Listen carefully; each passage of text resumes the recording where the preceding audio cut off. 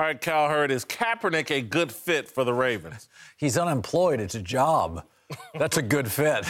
I mean, if you don't have work and you're offered a job, you know, beggars can't be choosers. I mean, 69 guys took a snap in the NFL last year. So I always felt like eventually somebody's going to need a guy to figure it out. But nobody's designing an offense for him. So this is really all about Colin Kaepernick. Is he all in? Is he coachable? Is he totally passionate? He's not going to get multiple chances. I mean, if he goes there and people determine word gets out, he's not all in, he's, you know, distracted, not getting another chance. So it's a job. I think you have to be happy with it. Look, playing for a Harbaugh would be a good fit for him. Greg Roman's on the coaching staff. Yes. That's a good fit for him. I don't think Baltimore is the right city for him. Baltimore is a city still racked by the Freddie Gray homicide and the protests and riots they had there. It's a Black Lives Matter headquarter. I think Colin Kaepernick in Baltimore is a major, major story that has nothing to do with football, so I don't see it as an ideal fit. I look at it, you know, from the other perspective of it being such a African-American city. The pushback that John Mara talked about in New York, you're probably not going to have that as much in Baltimore with as many Black Americans that are there in that city. The other thing is a heavy military city as well. You know, and some of the things that have been talked about, the presumption has been made that he's anti-military, anti-police. Be a perfect opportunity for him to once again, because he's already done it earlier, to go in, open a dialogue with the police, open a dialogue with the military, pull them on board to help resurrect where he is. It's the perfect place for him to be, in my opinion, because of the Harbaugh and the Roman factor. You know, and you got to consider Colin Kaepernick.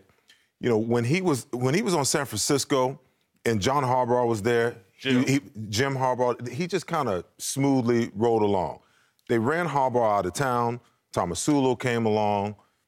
There was no development there. Chip Kelly for 2 years, he was hurt. There was no development there. So you can essentially say over the last 3-4 seasons, Colin Kaepernick has not developed and has not progressed as a quarterback at all. So this is a perfect situation for him to be in, perfect scenario for him to be in to continue his growth as a player with some coaches that he's familiar with in a city that can probably wrap their arms around him. Yeah, I completely disagree. From a football perspective, when I look at what Joe Flacco presents for that team, he's a pocket passer. He's not outside the pocket, outside the tackles. That's not them. That's not their offense. They're a run-first offense. That's what they've always wanted to be. When I look at Colin Kaepernick, he doesn't fit that mode.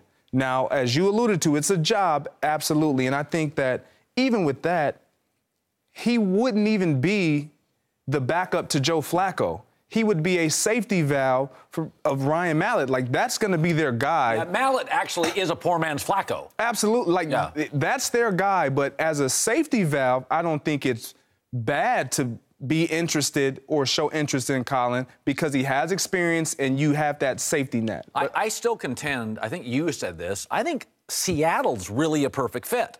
No, I don't believe that, but anyway, I think you said that. Okay. Well, I mean, listen, Colin is Dallas is the fit for me. Well, but I'll go to Seattle. The offense kind of works. Shaky O-line, need a mobile quarterback. It has always been very pro-player and pro-opinion.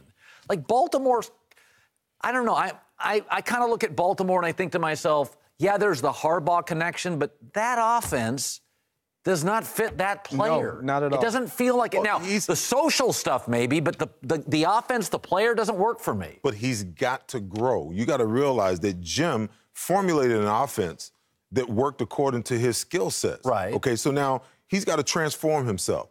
And that transformation That's on Colin, though. Well, it's on him, but it's on a coaching staff to put him in a situation where he can transform. And, Greg, to your point, listen, the running game is a quarterback's best friend, especially when he's looked upon as a manager or a guy that's developing along the way. It's the perfect situation. If they're run first, play-action pass is exactly the situation you want him in because he's not a pocket passer. But can he make that throw down the field? That's what Joe Flacco does. That's what we see him as, is a deep down the field guy. Where that's why they have Mike Wallace. Steve Smith went over there. By the way, difficult throws. Absolutely. This is like Bruce Arians' offense. Absolutely. And I just don't see him being able to step in and make those throws. I agree. It is running game is a quarterback's best friend. I totally get that. And if there's, to your point, though, he hasn't had an opportunity, and I don't know if that's on him or on the coaches that he's been with, to evolve as a quarterback, to grow as a quarterback. So I agree with you there. One small point. Now, every time that a starting quarterback steps out of the starting lineup and the backup comes in, the playbook shrinks from here to here, okay? So now maybe you don't ask him to throw the ball so vertical down the field. Maybe you ask him to throw those short to intermediate, those check down passes, and try to complete first downs. You run the ball on first down, mix it up on second down, and on third down, you try to pick up the first down and third and short.